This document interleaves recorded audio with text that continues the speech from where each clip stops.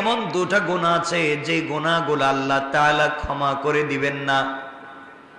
আপনি যত বড় বুজুর্গ হন না কেন, আপনি যত বড় আল্লাহওয়ালা হন না কেন, আপনি যদি দুনিয়ার জমিনে হাজার কোটি টাকা আল্লাহর রাস্তায় দান করে ইন্তেকাল করে থাকেন, মসজিদ মাদ্রাসা বানিয়ে যে থাকেন, 24টা ঘন্টা তাহাজ্জুদে কাটিয়ে দিয়ে থাকেন, হয়তো আল্লাহ তাআলা আপনার কিছু কবুল করবেন না। দুনিয়ার জমিনে দুটা গুনাহ করা যাবে না। আপনি নামাজ পড়েন নাই, সালাত ঠিক মতো পড়েন নাই, আপনি ঠিক মতো নামাজ পড়েন নাই, ঠিক মতো সালাত পড়তে পারেন নাই, আল্লাহ তাআলা চাইলে আপনাকে ক্ষমা করে দিতে পারে। আপনি মাগরিবের সালাতে মসজিদে আসতে পারলেন না, আল্লাহ চাইলে আপনাকে ক্ষমা করে দিতে পারে। আপনি চেষ্টা করেছেন ফজরের সালাতে মসজিদে আসবেন, আসতে পারলেন না, আপনি ঠিকমতো সালাত পড়তে পারেন নাই, আল্লাহ তাআলা চাইলে আপনাকে ক্ষমা করে দিতে পারে। আপনি ঠিকমতো রোজা রাখেন নাই, আল্লাহ তাআলা চাইলে ক্ষমা করে দিতে পারে। আপনি হজ করলেন না, আল্লাহ তাআলা চাইলে ক্ষমা করে দিতে পারে। এক কথায় আল্লাহ তাআলার হক আপনি নষ্ট করেছেন, আল্লাহ তাআলা ক্ষমা করে দিতে পারে। আপনি হয়তো বেখেয়ালে যৌবনের ধাঁধায় পড়ে আপনি জিনা করে ফেলেছেন, আল্লাহ তাআলা আপনাকে ক্ষমা করে দিতে পারে। আপনি এর চাইতে মারাত্মক অপরাধ করে ফেলেছেন, আল্লাহ তাআলা আপনাকে ক্ষমা করে দিতে পারে। আল্লাহ তাআলা বলছেন, দুনিয়ার জমিনে বান্দা যদি আমার হক নষ্ট করে ফেলে আর কোন একটা সময় হাত উঠাইয়া আমার কাছে তওবা করে, এটা আমার বান্দার ব্যাপার আর আমি আল্লাহর ব্যাপার। আমার কাছে তওবা করলে হয়তো ক্ষমা করে দিতে পারি। দুনিয়ায় যদি তওবা না করে, আখিরাতে আমি আল্লাহ চাইলে ক্ষমা করে দিতে পারি, যদি তার ভিতরে ঈমান থাকে। আমার বন্ধুগণ মনে রাখবেন, কিয়ামতের দিনে হিসাব নিকাশের পরে জান্নাতীরা যখন জান্নাতে পৌঁছে যাবে, জাহান্নামীরা যখন জাহান্নামে পৌঁছে যাবে, আল্লাহ তাআলা ফেরেশতাদেরকে বারবার ডাক দিয়া বলবেন, জাহান্নামের সরদার মালিক, 100 বছর হয়ে যাচ্ছে জাহান্নামের দরওয়াজা বন্ধ করে দিয়েছি, তুমি খুঁজে দেখো না জাহান্নামের ভিতরে আমার কোন বান্দা আছেনি, যার ভিতরে ঈমান ছিল, যার ভিতরে ঈমান ছিল এমন কোন বান্দা আছে কিনা একটু দেখো। ফেরেশতা খুঁজতে থাকবে, জাহান্নামে কোথাও খুঁজে পাবেন আল্লাহ নাই, কাউকে খুঁজে পাচ্ছি না। আল্লাহ তাআলা বলবেন, আবার দেখো। ফেরেশতা খুঁজতে খুঁজতে জাহান্নামের একেবারে নিচে গিয়ে, একেবারে নিচে, যার নিচে আর কিছু না এমন জায়গায় গিয়ে দেখবেন দুটা পাথরের চিপায় একটা রূহ পড়ে চিৎকার করে শুধু বলছে, ইয়া হান্নান, ইয়া হান্নান, ইয়া মান্নান, ইয়া হান্নান, ইয়া মান্নান। দুটা পাথরের চিপায় পড়ে চিৎকার করে ডাক দিচ্ছে জাহান্নামের নিচে। ফেরেশতা আল্লাহ তাআলাকে ডাক দিয়ে বলছেন, আল্লাহ তাআলা একটা রূহ চিৎকার করে করে ডাকছে। আল্লাহ বলবেন, এর অন্তরের ভিতরে সরিষার দানা পরিমাণ ঈমান ছিল, গুনাহ করেছে, নাফরমানি করেছে, আমার হক নষ্ট করেছে, আমি ক্ষমা করে দিয়েছি, তোমরা আমার বান্দাকে উঠাও, আমার বান্দাটাকে জাহান্নামের অতল গহ্বর থেকে উঠাইয়া জীবন নদীতে গোসল করাইয়া, পাক সাফ করাইয়া, হায়াতের সাগরে গোসল করাইয়া আমার বান্দাকে তোমরা জান্নাতের দিকে নিয়ে যাও।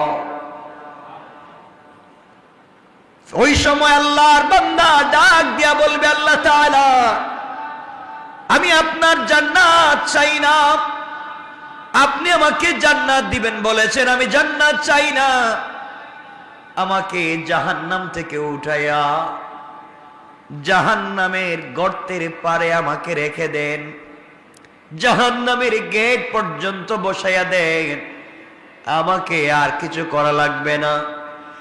আল্লাহ রাব্বুল ইজ্জতুল জালাল জানতে চাইলেন, গোলাম দীর্ঘ বৎসর থেকে আমার কাছে শুধু চিল্লাচ্ছ আর ডাকতেছো, কোনো জিনিস জীবনে আর চাইবা না, তোমাকে জাহান্নাম থেকে উঠাইয়া দিলে আর কোনো জিনিস চাইবা না। ও বান্দা, তোমাকে কি জাহান্নামের উপরে উঠাইয়া দিলে চলবে? বান্দা জাহান্নামের উপরে উঠে গিয়েছে, ফেরেশতারা তাকে রেখে দিয়েছেন দীর্ঘদিন, এভাবেই চলে যাচ্ছে। আবার চিৎকার করে কান্না করবে আর বলবে, আল্লাহ তাআলা ও মুনিব, আপনি দয়া করে জাহান্নামের নিচ থেকে আমাকে উঠালেন, জাহান্নামের গেট পর্যন্ত বসায় রেখে দিয়েছেন। আল্লাহ তাআলা ওখান থেকে জান্নাতের গেট দেখা যায়, জান্নাতের ভিতরে তোমার বান্দারা ঘুরে আমি দেখতে পাই। আল্লাহ তোমার কাছে জীবনে আর কিছুই চাইব না, তুমি কি আমাকে একটু জান্নাতের গেটের কাছাকাছি নিয়ে দিবা? আমাকে তুমি জান্নাতের কাছ পর্যন্ত পৌঁছাইয়া দাও, আমি ওখানে বসে বসে বসে বসে বাকি সময়টুকুন কাটাইয়া দিতে চাই। আল্লাহ তাআলা বলবেন, বান্দারে এটাই কিন্তু তোমার চাওয়া শেষ, আর চাইতে পারবা না। তোমার অন্তরের ভিতরে সরিষার দানা পরিমাণ নেক আমল ছিল, রব তোমাকে জাহান্নাম থেকে উঠে দিয়েছি, এরপরে তুমি চাইলা জান্নাতের কাছাকাছি গেট পর্যন্ত পৌঁছে দিলাম, যাও। ওখানে তাকে পৌঁছে দেওয়া হলো। জান্নাতের গেট যখন খুলে দেওয়া হয়, জান্নাতের নিয়ামতের সুবাসগুলো তার বডিতে লাগে। আল্লাহু আকবার বলেন। তার বডিতে জান্নাতের সুবাস লাগতে থাকে, জান্নাতের নিয়ামতগুলো লেগে যায়। জান্নাতের ভিতরে তাকায়া দেখে তার কত বন্ধু দুনিয়ার জমিনে ঠিক মতো সালাত পড়েছে, সে ঠাট্টা বিদ্রুপ করেছে। সে তার পাশের দোকানি নামাজ পড়ার কারণে আজকে জান্নাতি। তার ঘরের পাশের লোকটা গরিব ছিল, 3 বেলা খেতে পারতো না, আজকে জান্নাতি। আর তিনি দুনিয়ার জমিনে কোটি টাকার দালানে ঘুমাইছে না, আজকে জাহান্নামী। তাকাইয়া দেখতেছে কত গরিব মানুষ জান্নাতে ঘুরে, তার সহপাঠী কত বিজনেসম্যান জান্নাতে ঘুরে, সে জাহান্নাম থেকে উঠে আসছে, জান্নাতের গেটে বসে বসে কান্দে। আল্লাহ রাব্বুল ইজ্জতুল জালাল ডাক দিয়া বলছেন, বান্দা এবার কান্না করো, ব্যাপার কি? গোলাম ডাক দিয়া বলছে, আল্লাহ তাআলা আমি কান্না করি শুধু আপনার জন্যে, আমার জন্যে কান্না করো কেন? আয় আল্লাহ তাআলা, এই জন্যে কান্না করি, আমি তো গুনাহগার, আপনার নাম তো আজিজুল গফফার। আয় আল্লাহ তাআলা, আপনি আমাকে জাহান্নাম থেকে উঠিয়ে দিয়েছেন, জান্নাতের গেট পর্যন্ত পৌঁছে দিয়েছেন। আয় আল্লাহ তাআলা, এত কিছু আপনি আমাকে করে দিয়েছেন, আমি জীবনে আর কোনো জিনিস চাইব না। আল্লাহ রাব্বুল ইজ্জতুল জালাল বলছেন, তুমি তো বারবার বলছো চাইবা না, আবার চাও। এবার বান্দা বলছে, আল্লাহ তাআলা আমি তো গোলাম, আমি তো বারবার ওয়াদা ভঙ্গ করতে পারি, আমি তো গুনাহ করতেই পারি, আমি কথা বলে কথা না রাখতে পারি, কিন্তু সৃষ্টির মধ্যে একমাত্র যিনি আমাদের রব আর পুরা দুনিয়া তার সৃষ্টি, রব কাউকে কোনো ওয়াদা দিলে সেই ওয়াদাকে ভেঙে দেয় না। আল্লাহ জান্নাত কত সুন্দর দেখা যায়, তোমার কাছে আমি জান্নাত চাই না, জান্নাতে বসবাস করার কথাও বলি না, আমাকে একটা বার জান্নাতের ভিতরে দেখবার সুযোগ দাও, আমি জান্নাতের ভিতরে যাব, জান্নাত দেখে কথা দিলাম, ওয়াদা দিলাম বের হয়ে আসবো, যদি বের না হতে চাই আপনি ঘাট ধরে আমাকে বের করে দিবেন, আমাকে একটা বার ভিতরে ঢুকবার সুযোগ দেন। আল্লাহ বললেন, বান্দারে এবারে কথা শেষ কর। আল্লাহ আমিও তোমার কসম খায় বললাম এবারে কথা শেষ। সুবহানাল্লাহ বলবেন। আল্লাহ বলেন এবারে কথা শেষ, আর কোন জিনিস চাইতে পারবে না, ঢুকলেই বের হওয়া লাগবে। বান্দা বলছে, আল্লাহ আমিও কথা দিলাম, এবার কথা বলা শেষ, আর কোনো দিন চাইব না। আল্লাহ তাআলা বললেন, যাও তুমি জান্নাত দেখে আসো। বান্দা জান্নাতের ভিতরে যখন প্রবেশ করেছে, দৌড়াতে শুরু করেছে, দৌড়ায়, থামেন। আল্লাহ বলেন, বান্দা থামো না কেন? তোমাকে না বলছিলাম তুমি টাইম শেষ হয়ে গেলে বের হয়ে যাবা? ও বান্দা বের না হয়ে তুমি জান্নাতের ভিতরে দৌড়াও কেন? এবার বান্দা দাঁড়িয়ে গিয়েছে আর ডাক দিয়ে বলছে, আল্লাহ আপনার সঙ্গে আমি কিছু কথা বলতে চাই। আল্লাহ বললেন, কি কথা বলতে চাও বলো। আল্লাহ তাআলার কাছে বান্দা বলছে, আল্লাহ আপনার কাছে আমি জানতে চাই, আপনি যদি কাউকে কোনো জিনিস দান করেন তাহলে আপনি কি কোনোদিন ফিরিয়ে নিতে পারেন? আপনার কি কোনো জিনিসের কমতি আছে নাকি? আপনি কি এমন আল্লাহ, আপনি কি কাউকে কিছু দিলে ফিরে আনেন? দুনিয়ার মানুষ কিছু দিলে ফিরিয়ে নিতে পারে, খোঁটা দিতে পারে। আপনি তো এমন আল্লাহ না, কাউকে কোনো জিনিস দিলে ফিরিয়ে নিতে পারেন না।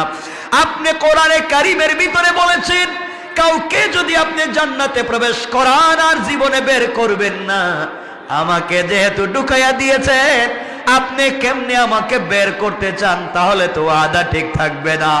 আল্লাহ রাব্বুল ইজ্জতুল জালালের রহমতের সাগরে জোশ উঠে গিয়েছে। আল্লাহ বললেন, বান্দা তোমাকে বের করতে চাই না, তুমি বলো কেমন জান্নাত চাও, যেই জান্নাত চোখে দেখা যায় তার চাইতে 10 গুণ বড় জান্নাত তোমাকে দিতে চাই। আমি বুঝাতে চাইলাম, দুনিয়ার জমিনে আপনি যত অন্যায় করেন না, ফরমানি করেন, রব চাইলে ক্ষমা করে দিয়ে জান্নাত দিতে পারে। কিন্তু আল্লাহ বলেছেন, বান্দা 2টা গুনাহ যদি কোনোভাবে করো আমি ক্ষমা করব না। 2 গুনাহ করলে আল্লাহ তাআলা বলেছেন ক্ষমা করবেন না, বাকি সব তিনি ক্ষমা করে দিতে পারেন। 1 নাম্বার গুনাহ হলো বান্দার হক। বান্দার হক যদি আপনি নষ্ট করেন, বান্দাকে যদি আপনি কোনোভাবে কষ্ট দেন, লেনদেন করেন, টাকা পয়সা মেরে খান, জায়গা জমিতে ভুলভাল দলিল করেন, কারো জায়গা ইচ্ছা মতো দখল করেন, মানুষকে কষ্ট দেন, মানুষের রাস্তা বন্ধ করেন, সারাদিন চিন্তায় থাকেন কেমনে মানুষকে কষ্ট দিবেন, সারাদিন পরামর্শ করেন কেমনে অমুককে তমুককে কষ্ট দেওয়া যায়। দুনিয়ার জমিনে কোনোভাবে যদি আপনার কাছ থেকে সরিষার দানা পরিমাণ কোন বনি আদম কষ্ট পায়, আল্লাহ তাআলা বলছেন আমি ক্ষমা করব না। এই বিচার আমার কাছে নাই। সে বদলা যদি নিতে চায়, সে ক্ষমা না করা পর্যন্ত আমি তোমাকে ক্ষমা করব না। ও বান্দা, তুমি যদি 1000 কোটি টাকা দান করো, শত শত মসজিদ বানাইয়া দেও, 1000 বার আমার ঘর তওয়াফ করতে যাও, আর সরিষার দানে পরিমাণ বান্দার হক থাকে, আমি কিন্তু ক্ষমা করতে পারবো না। সুতরাং দুনিয়ার জমিন থেকে জান্নাত পর্যন্ত যেতে হলে 1 নম্বরে বান্দার হক থেকে নিজেকে বাঁচিয়ে রাখতে হবে। কথা বলেন না কেন? বান্দার হক নষ্ট করা যাবে না, বান্দাকে কোনোভাবে কষ্ট দেওয়া যাবে না, মানুষকে কোনোভাবে কষ্ট দেওয়া যাবে না, টাকা খায়া গ্রামের বিচার করা যাবে না, জায়গা জমি দখল করা যাবে না, ভাই বোনকে ঠকানো যাবে না, মা বাপকে ঠকানো যাবে না, স্ত্রী সন্তানকে ঠকানো যাবে না, আত্মীয় স্বজনকে ঠকানো যাবে না। যার যে হক আছে হক আপনি পৌঁছে দিবেন। কারো উপকার করতে না পারেন, ক্ষতি করতে যাবেন না। কারণ বান্দা, আল্লাহ তাআলা বলে দিয়েছেন, বান্দার যখন হক নষ্ট করা হয়, যে হক নষ্ট করে তার নাম জালেম, যার হক নষ্ট হয় তার নাম মাজলুম। আর আল্লাহ রাব্বুল ইজ্জত ওয়াল জালাল বলে দিয়েছেন, কিয়ামতের দিন কোন জালেমের দিকে আমি তাকাবো না, কোন জালেমের কথাও শুনবো না, আর মাজলুম যে হবে তার হিসাব নিব না, বিনা হিসাবে জান্নাত দিতে চাই। সুবহানাল্লাহ, জোরে বলেন। এই জন্য দুনিয়ার জমিনে চলার পথে আমরা যদি ঠকে যাই, কেউ যদি আমাদেরকে কষ্ট দিয়ে থাকে, আমাদের হক নষ্ট করে থাকে, আমাদের জায়গা জমি দখল করে থাকে, আমাদের টাকা পয়সা মেরে খেয়ে থাকে, আমাদেরকে কষ্ট দিয়ে থাকে, সুযোগ থাকলে ক্ষমা করে দিবেন। হয়তো আল্লাহ আপনাকে বড় করে দিবেন, কিয়ামতের দিন হয়তো আপনি তাকে ক্ষমা করবেন না। আপনাকে যদি কেউ কষ্ট দেয় আর আপনি যদি মাজলুম হয়ে যান, গভীর রাত্রে হাত উঠে চোখ থেকে পানি ছেড়ে দেন। আল্লাহ রাব্বুল ইজ্জতুল জালাল বলেছেন, কোন জিনিস দিয়া আমার তখ্ত তৌসকে, আমার আরশে আজিমকে কাঁপানো যায় না, কিন্তু মাজলুমের চোখ থেকে 1 ফোঁটা পানি পড়ে গেলে আমার পুরা আরশ যেন কেঁপে যায়। এই জন্য 1 নম্বর, কোনোভাবে কোন কৌশলে কোনোভাবে বান্দার হক নষ্ট করা যাবে না। যার যত হক আছে, যার যত প্রাপ্য আছে তাকে পৌঁছে দেওয়া লাগবে ইনশাআল্লাহ। সবাই বললেন না? যার যে প্রাপ্য আছে পৌঁছে দিবেন, হক নষ্ট করবেন না। আপনি বড় মানুষ, আপনি এলাকার বড় মানুষ, আপনি বাড়ির বড় ভাই, আপনি জায়গা জমি নিজের নামে নামজারি করালেন, প্রিন্ট করালেন, দলিল করলেন, বুয়া বানালেন, আপনি জায়গা জমি দখল করলেন, সব বাড়িতে থাকবে, সব দুনিয়ায় থাকবে, আপনাকে কিয়ামতের দিন হিসাব দেওয়া লাগবে। এই জন্যে এগুলা সব ভুলে যান, মানুষকে কষ্ট দেওয়া যাবে না। আজকাল গ্রামগঞ্জে দেখবেন মানুষকে, বা ঢাকা শহরেও দেখবেন মানুষকে যারা কষ্ট দেয়, মানুষের হক যারা মেরে খায়, ইন্তেকালের সময় কিন্তু তাদের বহুত কষ্ট হয়। কথা বলো, এটা বহুত কষ্ট। মানুষের হক নষ্ট করলে মরার সময় কষ্ট হবে। তাহলে 1 নাম্বার, বান্দার হক নষ্ট করা যাবে, বলেন না যাবে। 2 নাম্বার, শিরিক করা যাবে না। আল্লাহ রাব্বুল ইজ্জত ওয়াল জালাল বলেছেন, ইন্নাহু মাইয়ুশরিক বিল্লাহ ফাকাদ হারামাল্লাহু আলাইহিল জান্নাহ ওয়া মাওয়াহুন নার। আল্লাহ রাব্বুল ইজ্জত ওয়াল জালাল বলে দিয়েছেন, যারা আমি আল্লাহর সঙ্গে শরীক করলো, হারামাল্লাহু আলাইহিল জান্নাহ, তার জন্য জান্নাত একেবারে হারাম। ওয়া মাওয়াহুন নার, তার অরিজিনাল ঠিকানা জাহান্নাম। ওয়া মা লিয-যালিমিনা মিন আনসার, কিয়ামতের দিনে কেউ তাকে সাহায্য করতে পারবে না। তাহলে বোঝা গেল শিরিক করলে অরিজিনাল ঠিকানা জাহান্নাম, পাবলিকের হক মেরে খাইলে অরিজিনাল ঠিকানা, বলেন কেউ মাফ দিবে? কেউ মাফ করাবে? আল্লাহ মাফ দিবেন? শিরিক মাফ হবে না। মানুষের হক মাফ হবে, মাফ করাতে চাইলে দুনিয়ায় মৃত্যুর আগে যার হক নষ্ট করছেন তার হক তাকে পৌঁছে দেন। আপনারা মনে করছেন আস্তাগফিরুল্লাহ আস্তাগফিরুল্লাহ আস্তাগফিরুল্লাহ, এটার নাম মনে হয় তওবা। এটা তো ভুয়া জিনিস। পাবলিক রে মাইরা খাইয়া সারাদিন আস্তাগফিরুল্লাহ বলে কোনো সওয়াব নাই। পাবলিক রে ঠকাইয়া রাত দিন আস্তাগফিরুল্লাহ বলার মধ্যে কোনো সওয়াব, বলেন কোনো সওয়াব? তওবা হচ্ছে যার যে হক তার কাছে হক পৌঁছে দেওয়া, এটার নাম তওবা। কথা বুঝতে পেরেছেন? এজন্য যারা কলেজে পড়েন, ইউনিভার্সিটিতে পড়েন, আপনি ইউনিভার্সিটির কাছাকাছি কত ক্যান্টিন আছে, আপনি কত সিঙ্গারা সমোসা খাইছেন, কত রং চা খাইছেন। আঙ্কেল বিল দিমুনে, এই যে দিমুনে বলছিলেন আর নাই, হয় না এগুলা? আমরাও তো পড়ে আসছি। বিকালে নাস্তার টাইমে চা খাইছেন দিমুনে, আগামী মাসে আব্বা টাকা পাঠাইলে কই? হয়তো আপনি এখান থেকে চলে গিয়েছেন, অন্য জায়গায় চাকরি নিয়েছেন, আপনি সব ভুলে গিয়েছেন। হয় না এগুলা? আপনি এখানে একটা বাসা ভাড়া নিয়েছেন, এক মুদি দোকান থেকে আপনি হয়তো কোনো জিনিস 2, 4, 5, 10, 20 টাকা নিয়েছেন, ভুলে গিয়েছেন। এই যে হক, মাফ হওয়ার কোনো সম্ভাবনা নাই, কোনো সম্ভাবনা নাই। ওটা আল্লাহর খাতায় লেখা আছে, কিয়ামতের দিন বাইর করে দিবেন। বলবেন ইকরা কিতাবাকা, পড়ো তোমার এই কিতাব, কাফা বিনাফসিকাল ইয়াওমা আলাইকা হাসিবা। যা করে আসছিলা পিছনে, এই যে দিলাম, পড়ে পড়ে দেখো ঠিক আছে নি। এখন ওই সিঙ্গারা সমোসার হিসাব দেওয়া লাগবে, ওই রংচার হিসাব দেওয়া লাগবে। এজন্যে আমরা এগুলা দেখবো। আমরা চাকরির সুবাদে বিভিন্ন জায়গায় বসি, আমরা ঋণ করি, আমরা টাকা পয়সা দোকান থেকে কিছু খাই, হয়তো টাকা দেই না। এরপরে দেখবেন রিক্সাওয়ালারে আমরা ভাঙতি দেওয়ার সময় বলি, ভাই এই টাকাটা নেন, 2 টাকা ভাঙতি নেই অন্যদিন।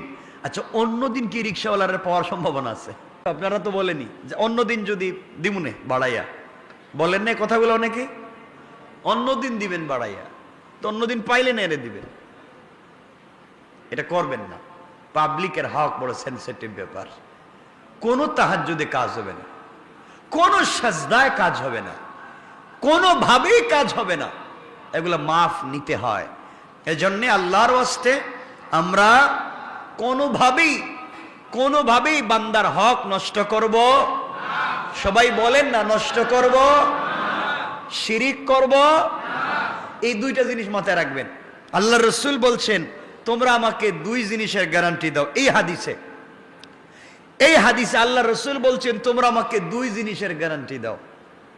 একটা হচ্ছে বান্দার হক মেরে খাবা না, আল্লাহর সঙ্গে শিরিক করবা না, আমি তোমাদেরকে জান্নাতের গ্যারান্টি দিলাম। অন্য হাদিসে বলেছেন, তোমরা তোমাদের মুখকে হেফাজত করো, লজ্জাস্থানের হেফাজত করো, আমি তোমাদেরকে জান্নাতের গ্যারান্টি দিলাম। তে আমরা এখানে শুধু আমি এতটুকুন বলছি, আমরা বান্দার হক নষ্ট করব না, আর কথা বলেন না, শিরিক বুঝেন তো, আল্লাহর সাথে শরিক করা, অংশীদার বানানো, মত মনে করা, আমরা এগুলো করব না। দোকান না খুললে পেট চলবে না, ছেলে বিদেশ থেকে টাকা না পাঠালে আমার চলবে না। ছেলে যখন বিদেশে ছিল না, চলতো না আপনার? কথা বলেন না কেন? দোকান যখন বন্ধ ছিল, চলে নাই আপনার? এই ছোটখাটো কথাও শিরিক হয়ে যায়। মানে রাখবেন, এগুলার থেকেও আমাকে বাঁচতে হবে। শিরিক ফি জাত, শিরিক ফি সিফাত, শিরিক ফিল আমল।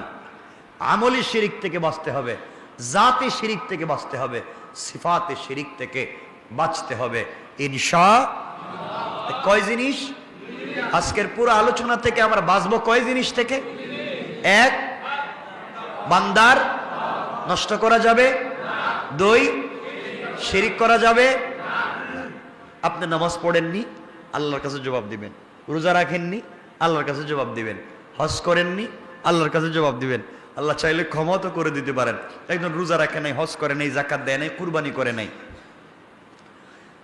কিচ্ছু করে নাই, কিন্তু মরার আগে হয়তো এমন ছোট 1 সেকেন্ডের কোন একটা আমল করছে, আল্লাহর কাছে এটা ভাল লাগছে।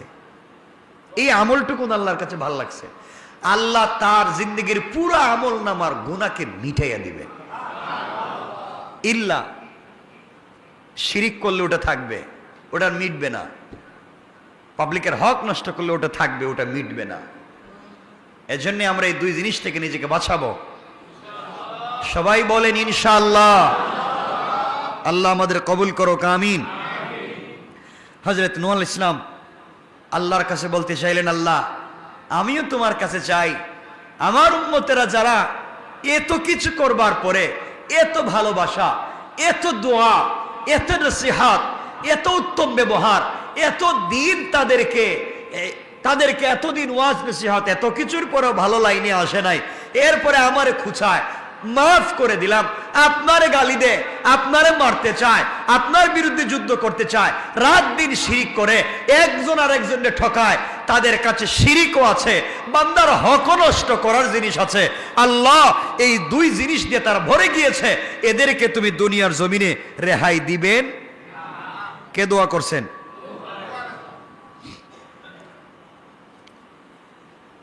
আল্লাহ বলছেন কি হয়েছে? আমার সাথে শিরিক করছে, বান্দার হক নষ্ট করছে, এদেরকে আমি মেরে ফেলে দিব। তুমি এই কথা বলছো কেন? এদেরকে বাঁচায় রাখলে সমস্যা কি? কে বলছেন? নূহ আলাইহিস সালাম কে বলছেন? আল্লাহর পয়গম্বর নূহ আলাইহিস সালাম জবাব দিতে লাগলেন,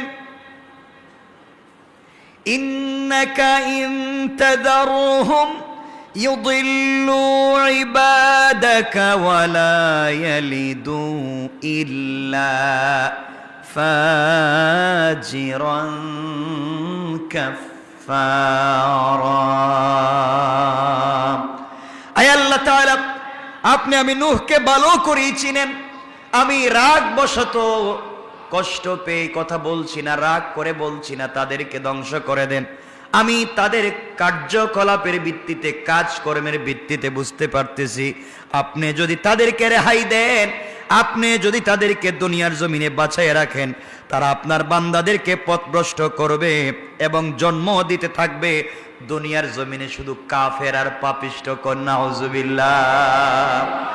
আয় আল্লাহ তাআলা, এরা শিরিক করে, এরা বান্দার হক নষ্ট করে, জীবন্ত সন্তানকে পুড়িয়ে মারে, বাবা ছেলের হক মারে, মা মেয়ের হক মারে, ভাই ভাইয়ের হক মারে, নারীরা সব চরিত্রহীন হচ্ছে, পুরুষেরা নির্লজ্জ হয়ে যাচ্ছে। আয় আল্লাহ তাআলা, এই সমাজে এদেরকে বাঁচিয়ে লাভ নাই, এরা আপনার জমিনে থাকে, আপনার দেওয়া জিনিসপত্র খায়, এরপরেও আপনার শুকর আদায় করে না, একমাত্র আপনার ইবাদত করে না। আমি বলছি এদেরকে এই জন্য ধ্বংস করে দেন, এরা বেঁচে থাকলে যারা ভালো মানুষ আছে তাদেরকেও পথভ্রষ্ট করবে, এদেরকেও ধ্বংস করবে। এবং ওরা যাদেরকে দুনিয়ার জমিনে জন্ম দিবে তারা হবে সকলগুলা পাপাচারী। সমাজ পাপাচারে নষ্ট হয়ে যাবে। আপনার সৃষ্টি সমাজ নষ্ট করতে চাই না, এই জন্যই খারাপ লোকগুলাকে ধ্বংস করে দেয়। তাহলে মানুষ যদি খারাপ হয় তাহলে জন্ম দেয় খারাপ। কথা বলে না কেন? এখান থেকে বুঝতে পারলাম নূহ আলাইহিস সালাম আল্লাহর কাছে বলছেন, আল্লাহ এরা তো খারাপ লোক, এরাও জন্ম দিবে খারাপ লোক। তাহলে সমাজে খারাপ লোকের বসবাস বেড়ে যাবে, এই জন্য আপনি এদেরকে ধ্বংস করে দেন। কি করে দেন? এখন আমাদের সমাজে খারাপ লোক নাই, একবারই নাই, খারাপ লোকের অভাব নাই। এই জমিন কেমনে যে আছে একমাত্র আল্লাহ জানেন, কেমনে জমিন টিকিয়ে রেখেছেন একমাত্র আল্লাহ জানেন। সুতরাং আমরা যারা আছি আমরা আল্লাহর ওয়াস্তে খারাপ কাজ করব না, বলেন না ইনশাআল্লাহ।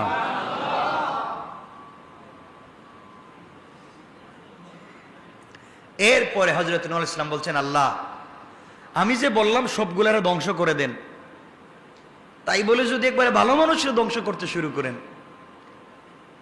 আমি যে বলছি সবগুলারে মাইরে ফেলান, এখন যদি এর ভিতর দিয়ে ভালো মানুষও বিপদে পড়ে যায় তাইলে তো ঝামেলা। হযরত নূহ আলাইহিস সালাম আবার আল্লাহর কাছে দোয়া করলেন। আল্লাহর কাছে দোয়া করে বলছেন, আল্লাহ তাআলা রব্বি গফিরলি ওয়ালি ওয়ালিদাইয়া ওয়ালিমান দাখালা বাইতিয়া মুমিনান ওয়ালিল মুমিনিনা ওয়াল মুমিনাতি ওয়ালা তাজিদিজ জালিমিনা ইল্লা তাবারা। হযরত নূহ আলাইহিস সালাম বলতে লাগলেন, হে আমার পালনকর্তা, আপনি আমাকে, আমার পিতামাতাকে, যারা মুমিন হয়ে আমার গৃহে প্রবেশ করবে তাদেরকে এবং মুমিন পুরুষ এবং মুমিন নারীদেরকে ক্ষমা করুন, এবং জালেমদেরকে, শুধুমাত্র কেবলমাত্র জালেমদেরকে ধ্বংস করুন। আগে দোয়া করেছেন সবগুলারে ধ্বংস করে দেন। আল্লাহ তাআলা এখন চিন্তা করলেন, নূহ আলাইহিস সালাম আমার কথা যদি আল্লাহ সবাইরে ধ্বংস করে দেয়, মুমিন মুমিনাতরেও যদি মেরে ফেলে, আবার তিনি পরিষ্কার করে বুঝাইয়া দোয়া করলেন বাচ্চাদের মতো। বাচ্চা যখন বাবার কাছে কোনো জিনিস চায়, বাবা বলেন বুঝি নাই, এ সুন্দর করে বুঝাইয়া তার নিজের ভাঙ্গা ভাষা দিয়ে বুঝাতে চায়। আল্লাহ রাব্বুল ইজ্জতুল জালালকে এবার নূহ আলাইহিস সালাম বুঝালেন, হে আমার পালনকর্তা রব্বি, হে আমার পালনকর্তা, আমি বলতে চাইলাম আপনি আমাকে, আমার পিতামাতাকে, যারা মুমিন হয়ে আমার গৃহে প্রবেশ করবে তাদেরকে, আমার ছেলে মুমিন হয়ে আমার গৃহে প্রবেশ করতে পারে নাই, তাকে বাঁচাবার কথা আমি বলছি না। যারা মুমিন হয়ে আমার গৃহে আসবে আপনি তাদেরকে বাঁচান। এখান থেকে নূহ আলাইহিস সালাম বুঝাতে চাইলেন, ঘরের ভিতরে যারা মুমিন থাকবে না, নিজের ঘরে বসবাস করবে, নিজের প্লেটে খাইবে, নিজের টেবিলে খাইবে, এক ঘরে ঘুমাবে, এক বিছানায় থাকবে, কিন্তু মুমিন হবে না, নূহ আলাইহিস সালাম তাদের পক্ষে আছেন। তাহলে বুঝাতে চাইলেন আল্লাহ তাআলা, ওয়ালিমান দাখালা বাইতিয়া মুমিনা, যারা আমার ঘরে মুমিন হয়ে প্রবেশ করবে তাদেরকে বাঁচান।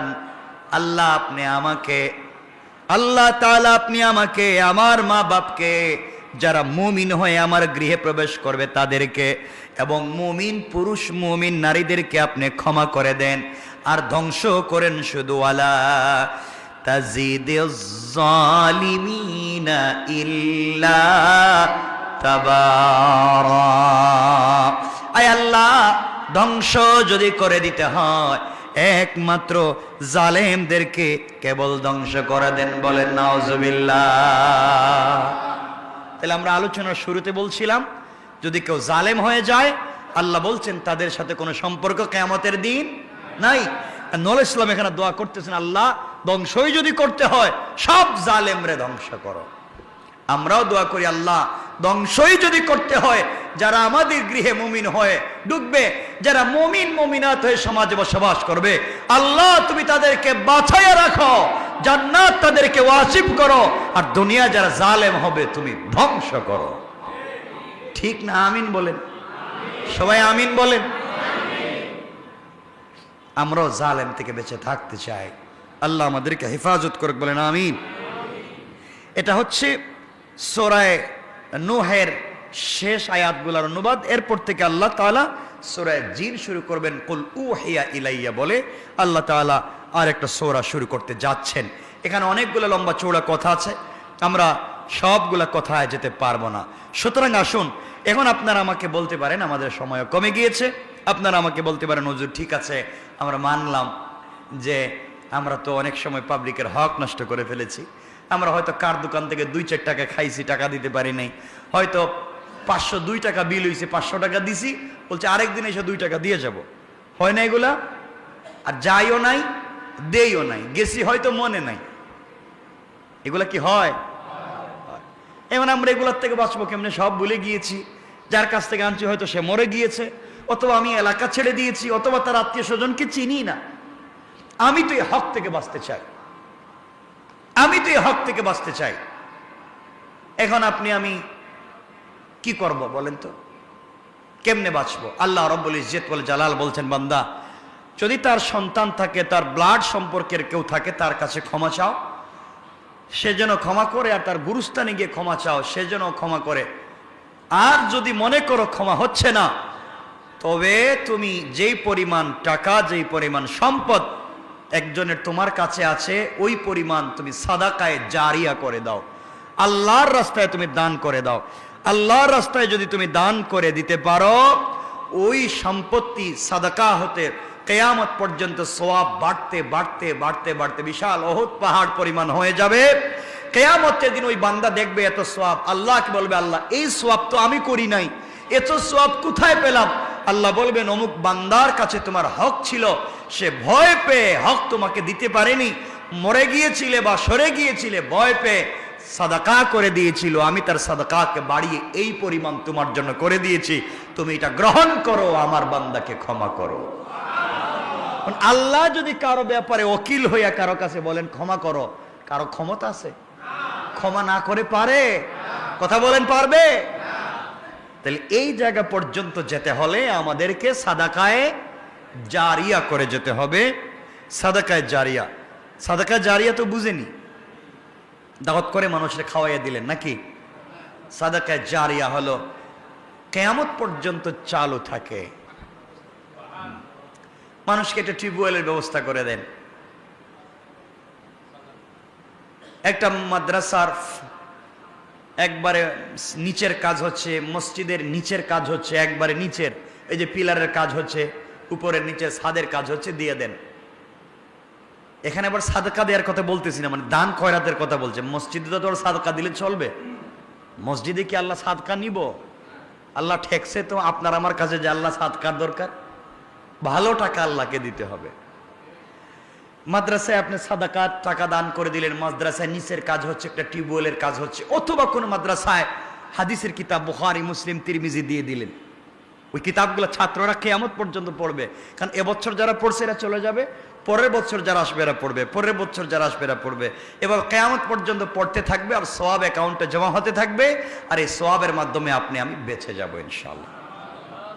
একটা বাচ্চাকে হাফেজ বানাইয়া যান, আপনি আমি নিজের বাচ্চাকে হাফেজ বানাতে পারলাম না, আমরা অন্যের বাচ্চাকে হাফেজ বানাবো নিজের টাকায়, এটা নাম সাদকায়ে জারিয়া। কথা বুঝতে পেরেছেন? অন্যের বাচ্চাকে হাফেজ বানিয়ে যাব।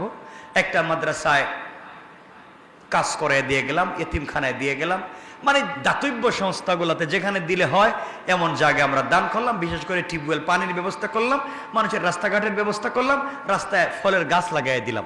কথা বুঝতে পেরেছেন? এগুলো হচ্ছে সাদকায়ে জারিয়া। একজন গরিব মানুষ, ঘরে থাকবার জায়গা নেই, তার একটা ঘর বানাবার ব্যবস্থা করে দিলেন। একজন মানুষ ক্যান্সারে আক্রান্ত, বড় রোগে আক্রান্ত, হসপিটালে ভর্তি, টাকা পয়সা নেই, তারা একটু সহযোগিতা করলেন। কথা কি বুঝতে পেরেছেন আপনারা? এগুলো আপনারা দিবেন। এগুলা দিলে হবে কি? হজরতে আলী রাদিয়াল্লাহু তাআলা আনহু, আলী রাদিয়াল্লাহু তাআলা আনহু বারবার বলতেন, এই দুনিয়ার জমিনে আমি এক সময় না খেয়ে থাকতাম, এই দুনিয়ার জমিনে এক সময় আমি না খেয়ে থাকতাম, আমার খাবার ছিল না।